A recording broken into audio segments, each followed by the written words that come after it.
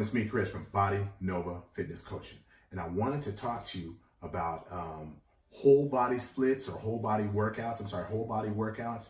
Workouts in which you work, you would work a workout for your leg, exercise for your legs, back, chest, biceps, where you're working all the muscles within one workout session. Sometimes in the research, they'll even split it to where they'll say all upper body work and then all lower body work, and versus body part splits. They call them bro splits. I don't like that word because it implies that, that no one knew anything, no one figured out anything before these exercise scientists recently were smart enough to stop only focusing on aerobic activity and start looking into things with resistance training and things like that. So I'm going to say body part split workouts, and those are which somebody work the chest one day, the biceps another day, legs a third day. You get the point. Okay. Now, I use whole body workouts with clients, and I use body part splits with clients. I use both. I've used both and done well with both. Depending on who the clients were and what their needs, what they're willing to do. Their experience and things like that. You can get a beginner and maybe doing more than 3 or 4 sets of their chest exercises, and they're totally fried and toast, and there's nothing more that can come out of that. There could be people that just need more work than that would provide, for that muscle group. And what also kicks in there is how it's applied and the needs that are fulfilled. So when I think of how, when I see it on the net and they address this subject, it's pretty obvious that this is another case of looking at the world through a straw. Now, when you view the world through a straw, you can only see what's directly in your view or directly in front of you, and you fail to see the whole big picture. And I think this is another case where the internet, the busters of the internet, or the fake internet fitness gurus are hopping on the trend, and they're failing to see the bigger picture. And I'm going to explain why. But let's get a few terms out the way so you understand where I'm coming from. If I start talking a little fast, you can see where I'm at. So again, whole body workouts, you're working the whole body, from chest, back, quadriceps, which is the front of the leg, hamstrings, back of the leg. You're working that all in one exercise session. Okay. And, I studied under Poliquin and did a lot of work with Poliquin, and, he pushed German body comp workouts, and those are whole body workouts. And I've used them with myself, probably since, the 1980s. I've used them with clients, and still use them with clients. Body part splits, I do these personally, and I've used them with clients also, and it just depends on needs and things like that. So body part splits, you'll work out only certain muscle groups on certain days, or one body part, on certain days. Like Monday seems to be Universal Chest Day. Everybody's doing the bench press and chest work on Monday.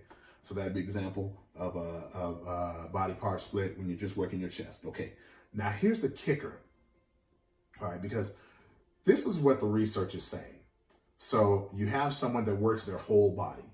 And let's take the chest. Okay, so you have someone that works their whole body, and they do that 3 times a week, versus someone who maybe bench presses once or does their chest workout once. So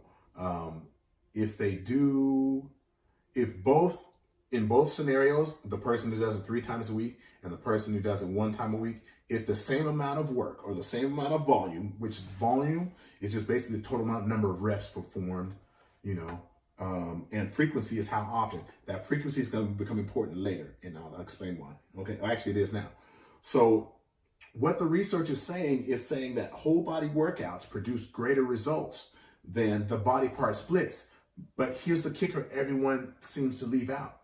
Okay, it's at the same volume. So basically in scenario 1, where they did 3 times a week, okay, with their whole body else in there, okay, versus scenario 2, where they just did it once a week, If everything is equal, you know, throughout the course of the week, where they hit that muscle group the same, okay, you're going to get better. You're going to get better results training more often, or basically they're saying whole body workouts. All right. Now, any of you guys that usually normally push weights, you can attest to this, or know people that push weights, they can attest to this. Okay, so you go 3 times a week. So let's say you go Monday is flat bench in that workout.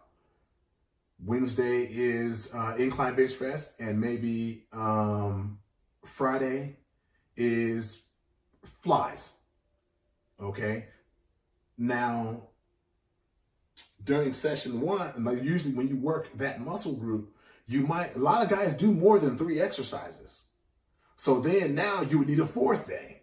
Okay. Now, if you looked at the research, they compared someone who trained a muscle group with the same volume 3 times a week to one that compared to one that trained the same muscle group 6 times a week. And there was no difference. So it seemed like 3 is the cutoff for those results. All right. All right, so now here's the other kicker. All right. Now I like to play with clients. I like to play with frequency. Okay. So, for example, most guys, they only work their muscles they work a muscle group every 7 days. Chest day is always Monday. You know, leg day is always Wednesday. You get my drift. Okay. So here's where the kicker comes in. All right.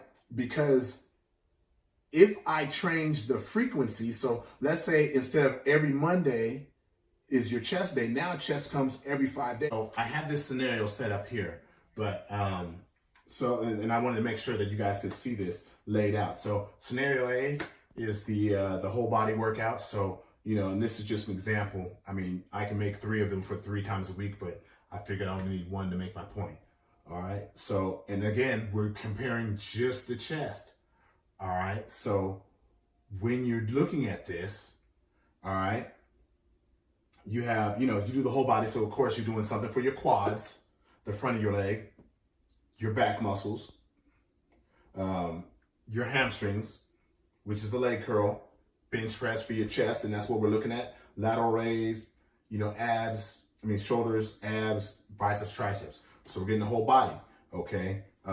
So let's say, and we're looking at chest because we're trying to improve our chest strength or make it bigger or whatever, right?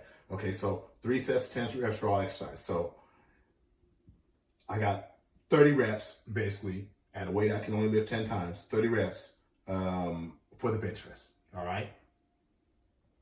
Now, 3 times a week, 3 times 30, 90. Okay, so we get a total of 90 reps. All right, now, when you look at the chest workout here, this is the B scenario where we're just hitting the chest muscles, okay? I got 3 sets for the bench press, all right? 3 sets for the incline bench press. And this is pretty typical of most guys that hit chest, right? Okay, 3 sets for the flies, 3 sets of 10 for the incline cable crossover. And it doesn't have to be incline cable crossover because people will do flies as well as cable crossovers or incline flies or dips. Decline bench press. You can insert whatever you want in there. So now I got 90 reps per week, okay, of scenario A, okay, because of 3 times 30, all right, and then 120 reps in here in scenario B. And this is very typical. So you would need an extra workout to make this equal if it'll even make a difference, okay, because the science is saying it might not make a difference. So it might not, so we're not even sure that's even going to come out.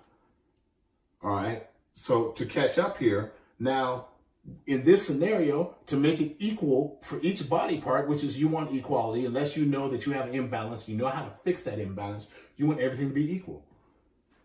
To increase this by 1 set to try to make it even, you're going to have to, or 3 times a week, you're going to have to put an extra set here, an extra set here, an extra set there, an extra set there. You get my point. So now, as you're seeing, you got 8 exercises. So you're doing 8 extra sets to try to get the same effect, where anyway, your workout is getting very long. It's now going to get very long. Okay. Where in B scenario, it's much easier to make this workout longer without really being taxing as much as taxing as it would making this workout longer. Okay, so that's another thing to think about. Now think about this, like I explained earlier, double, I got the asterisk here, double if I increase the frequency. So because like I said, if this is one time a week, that's typical, right? If I move that up to every 5 days, in 7 days, you've now doubled this. How are you going to do this to catch up with that? Okay. Now, and again, my frame of mind is I'm going for the most results possible.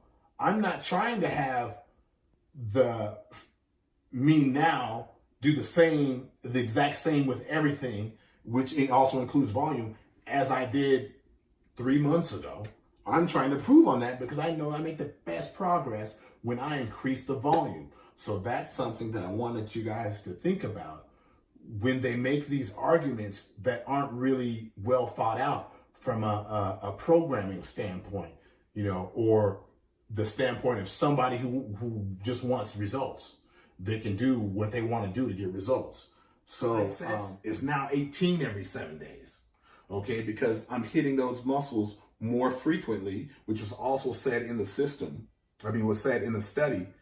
So now it's all messed up. So what are you going to do? You're going to double the amount of days you're working? Oh yeah. See, here's another problem that you got that they didn't think of when they do this.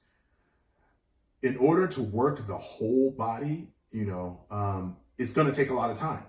So if I want to work my chest more, do I have to, to get the same effect that I did by just increasing the frequency? Do I now have to add extra sets to every exercise? So now that whole body workout has just gotten much longer. Okay. Now, with a lot of you guys that are trying to stick with working out, what's one of the big factors for it? Or people trying to get into workout, whatever. One of the big factors is time.